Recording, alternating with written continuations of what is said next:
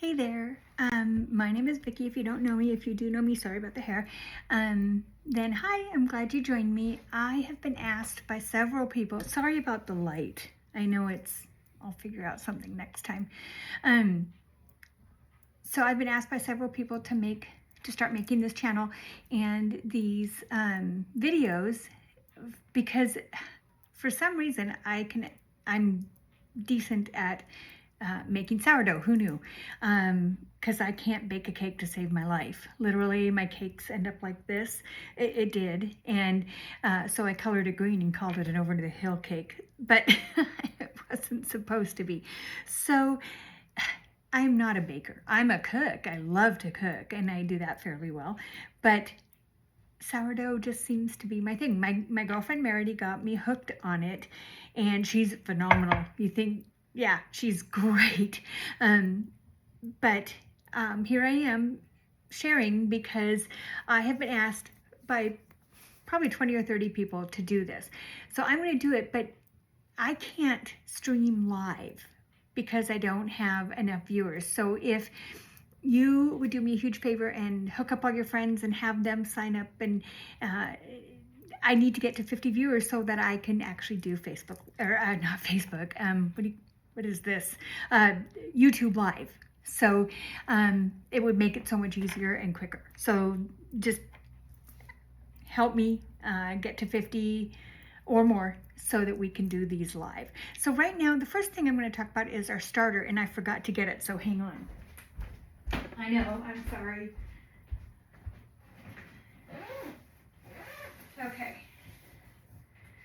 So, like I said, the first thing sorry about that. The first thing I'm going to talk about is our starter. Starters are very basic. They are, all they are is flour and water. And that's what sourdough is. Sourdough is very, very good for you because it ferments, and that's how it gets yeast. So it makes its own yeast. It's called wild yeast, and it's not the yeast that we're familiar with. But because it's a fermentation process, sourdough bread is really good for you. It really helps with gut issues because of the fermentation. Plus, there is almost no carbohydrates because the fermentation cuts them out. So, okay, so that's where we're started. Now we're going to use a few terms. The first one that stumped me for weeks, literally, was discard. So this is a starter. This is an active starter. I'm going to take some out and put it away because we're going to feed it. But you don't want to just feed it on top of a full starter because you're going to end up getting a lot of starter. You don't want that much starter. So what we take off and throw away, even though we're not going to throw it away, because I'll tell you why, it's called discard, okay? So it'll say non-active starter. It was an active starter. It was part of an active starter. It is simply not active any longer, okay? So that's what discard is. And let me show you. Where'd it go? Discard, I can make,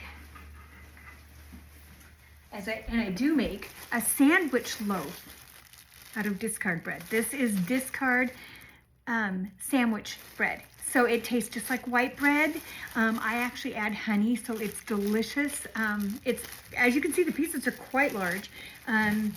They're quite big, and they require a piece and a half of cheese. Just so you know, they're big. My family really likes them. So I bake that, and it's really simple, but I use my discard for that.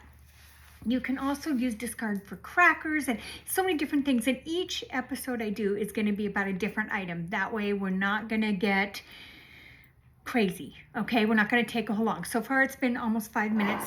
So I'm going to speed this along because I don't want to keep you guys forever. So the first thing we're going to do is we're going to, you need to learn how to make a starter. I'm going to feed mine while we're making it, okay? So you need a digital scale. Mine's just a cheapie, okay? But it has to have the tare so that when you put stuff on it, it'll go back to 0, okay? You also are going to need one of these long-handled stiff spatulas. I love this one.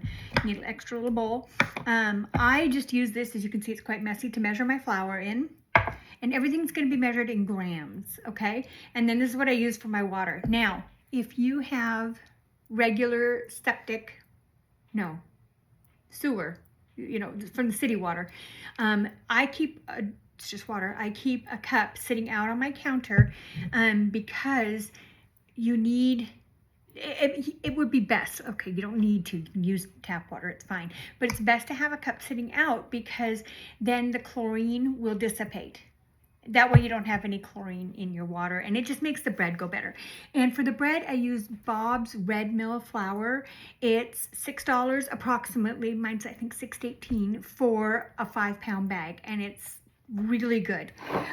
So I got a kit off Amazon. I will link it into the video. But these little tops are great because it lets air get to my starter. Now this is an active starter. For a regular starter, to make a starter, you're going to, I wrote it down, so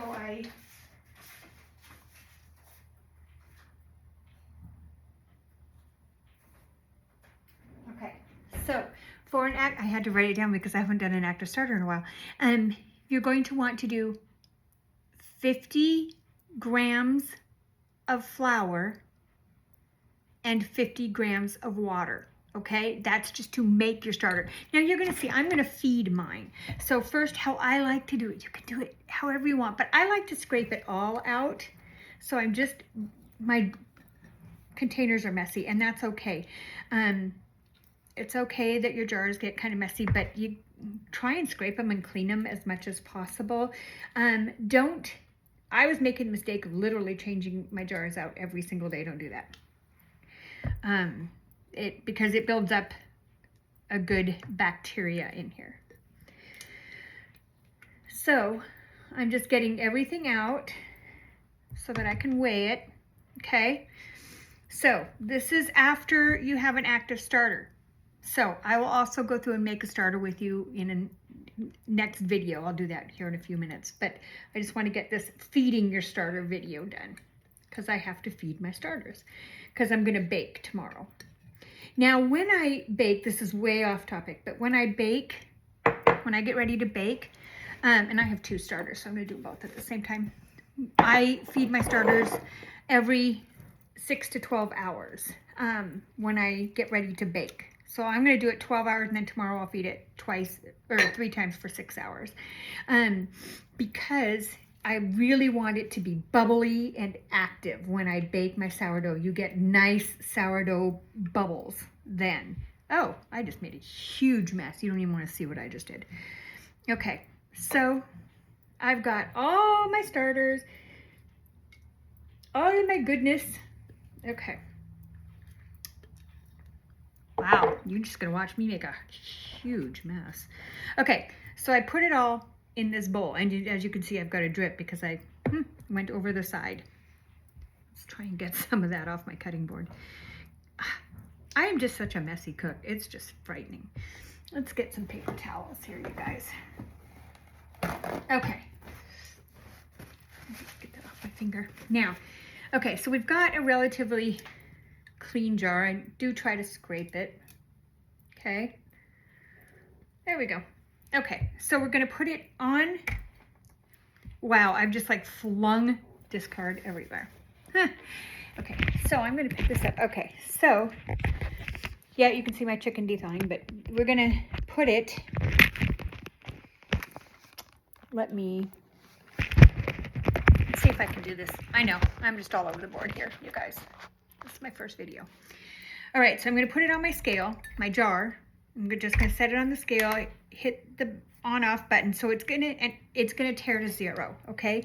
Then I'm going to take my starter. This is both of them combined because it's from the same starter. I just split it off. And I'm going to put in, because I'm not cooking tonight, I want a small starter. I'm going to put in 50 grams, okay? Make sure you're measuring in grams. Okay, there is, oh, look at that, exactly 50 grams, okay? 50 grams of active starter, okay? Then I'm going to put my little water container onto, let's see if I can, yeah, that's probably better, isn't it? Okay, there we go. You don't have to see my head. So I'm going to put this little water container and I'm going to tear it out to 0. And then I'm going to add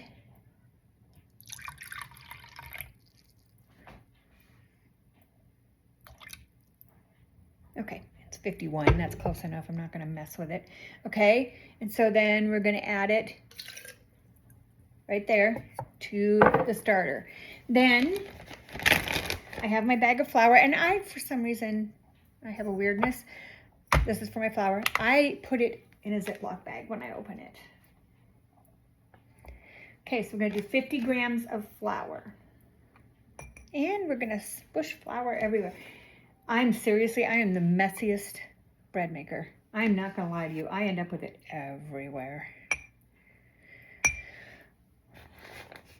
Okay. Perfect.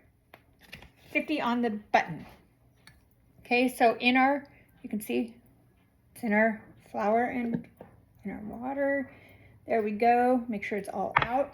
So now we just kind of got this goopy mess. And you're going to give it a good stir.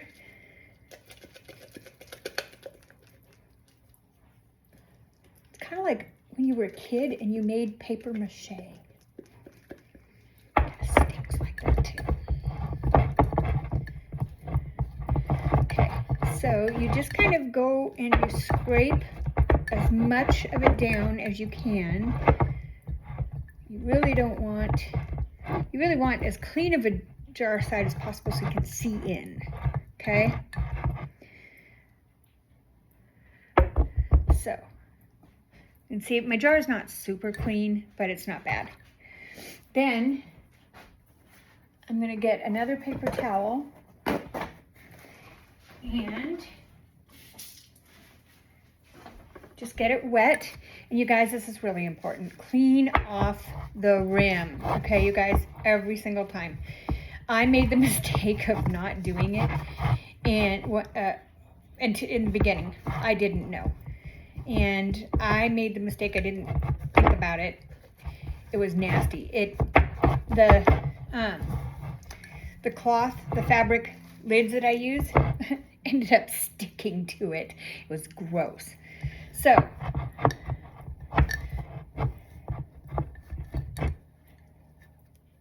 There we go. He's got like his little hat on. By the way, here's what we'll do. When we get to 55 video subscribers, I will draw a name and buy somebody a kit and send it to them. Which the kit will include this. It'll include a big jar like this. It'll include a little top like this. It'll include a elastic band that you can keep around to keep it measured. It will include a side thermometer, which I usually use. It's just sitting over there to measure the temperature of your dough, because that is important. And it will include a tare, which is to score your bread. And it will include this, which is silicone, to bake your bread on inside your Dutch oven. So it'll include a lot of stuff, and when we get to enough subscribers, I will draw a name and buy somebody one. And if you already have one and you are the winner, you guys, 2 is not going to hurt anything. Oh, it's also got 2 Banneton baskets in it, which you will see in a later video when we start to proof it. You'll see. Okay, and you need a Banneton basket, so it has 2 of those in it as well. So that's what I'm going to treat somebody to. So here's my second one. Okay, my second jar, and I have 2 just because I bake a couple loaves at a time. You can have 1 to start out with. You don't need 2, but I happen to bake for people as well. Okay, come on. Ugh, this is making such a mess. I am such a mess today. Okay, 50 on the button. So all of this, where is it? Hold on. There. All of this, you can see it's quite a lot, is discard. So it's probably at least half a cup, 3/4 of a cup is discard. And that, my friends, is going to be delicious. Bread, I'm gonna make bread, and I'm gonna, the loaf that you saw, I'm gonna make that. And I'm going to make focaccia rolls with the discard. So, all right, we're gonna put this in here. Now I'm gonna do this a different way. I'm just gonna pour the water right in because it's on my scale. I tare it to 0. There we go. It's 50. Oh, on the dot. Sometimes until you get used to how much, you probably don't want to do that, just because if you get like 65, then you gotta kind of get it out. It's a mess. Then, now I never put the flour right in because I always worry that it's not gonna weigh properly with the water in there. So I just do the flour right into this little guy. I don't even know where I got this, and it's a mess, you can see, but I never wash it just because it doesn't need it. It's just flour. It's the only thing that goes in this.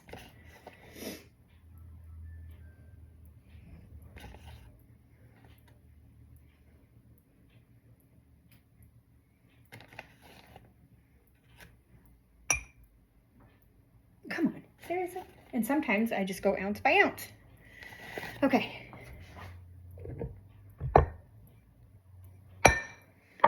Get my handy dandy spatula. You want it to be, it'll be lumpy. There's no denying it's going to be lumpy and bumpy. It's not going to be creamy and smooth, and that's fine. You don't need it to be creamy and smooth. I'll show you as soon as I get done mixing it around. You just want to make sure it's mixed really well. Scrape it off the bottom so you get all that wonderful starter. So, I don't know if you can see in there, but it's lumpy. Okay? It's thick and lumpy. That's good. Thick and lumpy is good. Okay. Good. My sides scraped off. Now, here's the rest of the information. So, starter, really, I have this piece of, okay, it's just not going back in there. Starters like to have warm places to rise. Now, my kitchen has a lot of drafts. It's not warm. Hence, it's a kind of a warm day and I'm wearing a sweater. My kitchen is not warm. So, you guys, what I bought is a warming box. It's like just under 30 bucks. And I use it all the time. You do not have to. If you have a warm place or a kind of a quiet place where you can put stuff, you can wrap them in nice warm towels, that'll work perfectly. Just kind of heat your towel up, maybe in the microwave, and just wrap it around it to keep it warm. That's perfect. I just did it this way, okay? So you don't have to buy a proofing box. I did. And I'll show you. You and I, we'll all walk over there. I just want to get this clean. I don't want anything sticking. Okay. So, you can go with me. Okay. I know you get to see my big old shoulder. So this is my proofing box. What are you seeing? Oh, it's down, it's up too high. Okay, this is my proofing box. Okay, I bought it on Amazon. It's just silver on the inside, and this is a heat mat inside it. So I just put my little guys in here, and I zip it up. Now, it's got a temperature gauge. You can see it's set at 27.9 right now. That is in Celsius. And so it needs to be, mine do the best when they're between 26 and 28 Celsius, which is like around 75 to 78 degrees. And they're just happy little campers in there.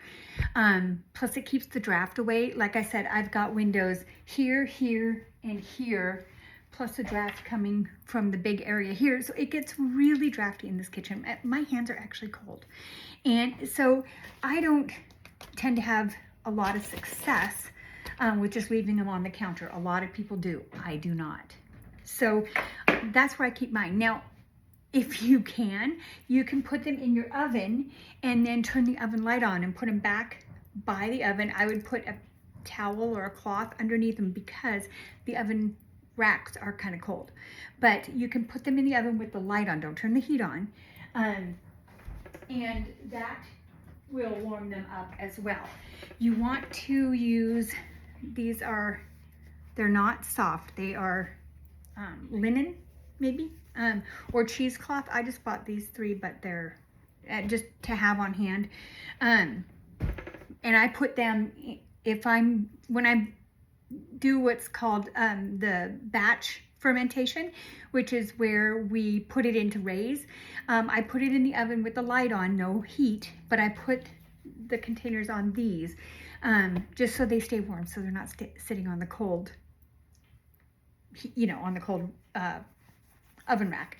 Now, if you're going to put it on your counter, I would suggest also putting it on something like this to keep it off the cold counter. If you want to, you can take like a nice warm, like a regular fluffy towel, like a, the chamois, or just a nice fluffy towel from your kitchen. Put it in the microwave for a few seconds, get it nice and warm, and wrap it around your starter. That'll work too. Or if your kitchen's warm, just leave it on the counter. Most people do.